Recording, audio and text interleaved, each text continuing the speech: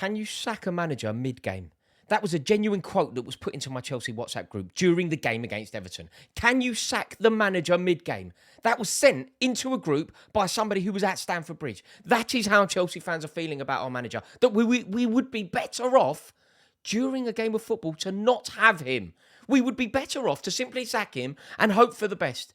And do you know what is crazy? I genuinely believe that if we didn't have Graham Potter today, we would have beaten Everton. We were totally capable. We are far better than they are. They are dross. And yet, Chelsea have ended up gifting Everton a point. Everton have a terrible record at Stamford Bridge. They really do. They haven't won at Stamford Bridge since 1994. And yet they have come and taken a point today. It is truly embarrassing, truly out of order, and totally and utterly unacceptable. This Everton team are flirting with relegation. This Chelsea team are worth, what, £1 billion? And somehow we have shared the spoils today at Stamford Bridge. It is totally unacceptable. And the reason that it's happened is Graham Potter. There's no spark in this team at all. There's no idea. There's no style of play. I don't even know what they're trying to do. Look, Everton, right? Everton are very, very uninspiring. In fact, Everton are dross, complete dross. They look like they're content to just hack about and hope that they get to a draw at the end of the game. But at least you know what they're about. At least you know what they're trying to do. At least there is a semblance of identity. At least it makes sense. Nothing about this Chelsea team makes any sense. And do you know what? Everton's goals today, they were scored by Decore and Sims. And I don't want to take anything away from either player, particularly not young Ellis Sims at the end, who scored a glorious goal. A truly brilliant goal, actually. But I don't think that they should be credited with the goals. I think the Everton goals should go down to Graham Potter. I think Graham Potter was the architect of the Everton goals. I think Graham Potter was the reason that Everton scored 2 goals at Stamford Bridge today. He was the reason. He was the heartbeat of that Everton team. He made it possible. Graham Potter made it possible for Everton to live the dream and take a point home back to Merseyside. Their fans are going to be at Euston Station now, over the moon.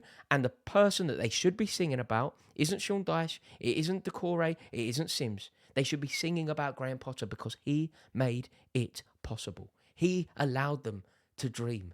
He made it happen. The substitutions that Graham Potter made were a disgrace. Complete disgrace. Totally and utterly unacceptable. And do you know what they were? They were cowardly. The worst word that you can possibly use to describe a football manager. A coward. And that is what Graham Potter is. He is a coward. You know, when he's trying to be inspiring in his chat, using profane language and all that, it's pathetic. It is pathetic. He is so out of his depth, in charge at Chelsea, and we could see it today. He was so cowardly. Chelsea went 1-0 up, and what did he do? He made the most uninspiring, pathetic substitution that you possibly could. He changed the game. His substitutions changed the game, but not in the way that they were supposed to. Subbing Christian Pulisic off for Conor Gallagher to come on was criminal. Chelsea went to a 3-5-2 at home to Everton with half an hour left. How unambitious.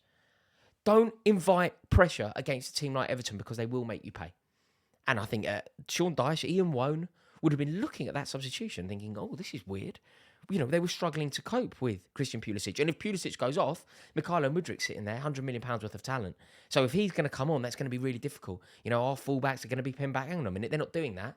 They've gone 3-5-2. That's weird because they haven't really got 2 strikers either. So they've gone 3-5-2 to allow us to invigorate, to believe, to dream. And that is exactly what Graham Potter did. It was so insipid from Chelsea. Just weak. Weak from Potter. So pathetic, flimsy. He's a flimsy man. There's no backbone to the geezer. Just weak and cowardly and so uninspired. And what did Chelsea do, really? You know what I was saying about Everton? It's not pretty, but you know what they're about. You know what they're trying to do. Win a set piece, waste a bit of time, get themselves a point, get out of the relegation zone. And fair play. I hate people who truly believe that there is only one way to play football. I will not be sneery about any approach to the game. And if that's how they want to play, good luck to them. And if it secures them points, as it has done today, it's working a treat. But at least you know what they're trying to do. What do? Seriously, what do? We sort of bustle about a bit, but there's no real intent. There's no real spark. There's no real clear plan on how we want to work an opening. It's sort of hope for the best. And generally speaking, today, it was painful viewing. We dominate. We have all the ball.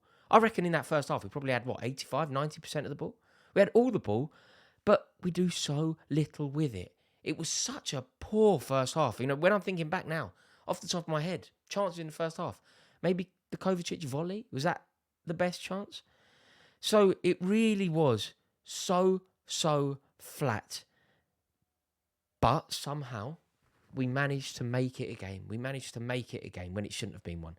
Chelsea went 1-0 up. And do you remember what happened when Arsenal went 1-0 up against this Everton team? Arsenal, in fact, if you compare the Chelsea and Arsenal home games against Everton, there is, in the Venn diagram of the game, there is a grey area, right? Both teams had a very difficult first half. Both teams went 1-0 up. One team, having gone 1-0 up, went for the jugular, went for it again and again, kept fighting, kept hunting. And the game finished 4-0 to Arsenal. One team made a defensive substitution, were cowardly, went to a 3-5-2 to invite a load of pressure on, and the game finishes 2-2. It's so flat. And subbing Pulisic for Gallagher. Gallagher I like, by the way. This isn't about Conor Gallagher. He got his England call up this week, and I do like him, and I think that he brings a very particular quality to the team, but it wasn't the quality that we needed. Gallagher is busy. He's busy, and if you're 1-0 up, 10 minutes to go in the Bernabeu, maybe Conor Gallagher is the answer. But at home to Everton, an Everton team who can't win away from home, an Everton team who can't really score any goals, an Everton team who are there for the taking, an Everton team who are potentially going to go down, go 2-0 up. And if you do go 2-0 up, what a great moment it will be. We'll sail off into the international break, having won 4 on the spin. And also, if we go 2-0 up, we may have the luxury of bringing on N'Golo Kante. Let's get him playing well before we play Real Madrid. It could have been so good. It was there for us. And then we had a reprieve. We had another opportunity. I thought we were quite lucky to get the penalty, but the penalty was given. We've gone 2-1 up, and we make yet another negative decision. And by the end of the game, Chelsea have 5 defenders and 4 central midfielders on the pitch against Everton at home. 5 defenders, 4 central midfielders on the pitch against Everton at home. And do you know what I want to say here, but it's not true? What I want to say is Everton stole a point. They were so lucky, but it's not fair. They fought back to earn a hard-fought draw, and they had a 21-year-old bagging their second in the 90th minute. The goal that Ellis Sims scored, I'm so jealous of that. I really am. He came on, he took the game by the scruff of the neck, he was direct, he was strong, he outmuscled Koulibaly, he was rapid, he was hungry, he was desperate, he opened his body up and put it past Kepa Arrizabalaga, who was so poor, by the way. Kepa Arrizabalaga been playing all right lately. I don't like him. I really don't like him. But he's been playing all right lately. So's Koulibaly, in fairness, but both were terrible in that moment. And it actually started with Kepa Arrizabalaga with a ridiculous kick. Launches the ball 70 yards to literally no one. He managed to find the one area, the one patch of pitch where there was nobody. So shoddy from Chelsea. But Everton, excellent graft. And they really, I wanted to say that they didn't deserve it, but they actually did. And Chelsea were winning the game 1-0, and we were in total and utter control. Graham Potter's negative subs, and we concede pretty much straight away. It then happened again. We get back into the game. We're winning with 15 to go. And then what does he do? Makes another load of subs. Our best defender goes off. Maybe he was injured. I don't know yet. Our best defender goes off. And so did our biggest threat as well, by the way. And all of a sudden, the game finishes 2-2.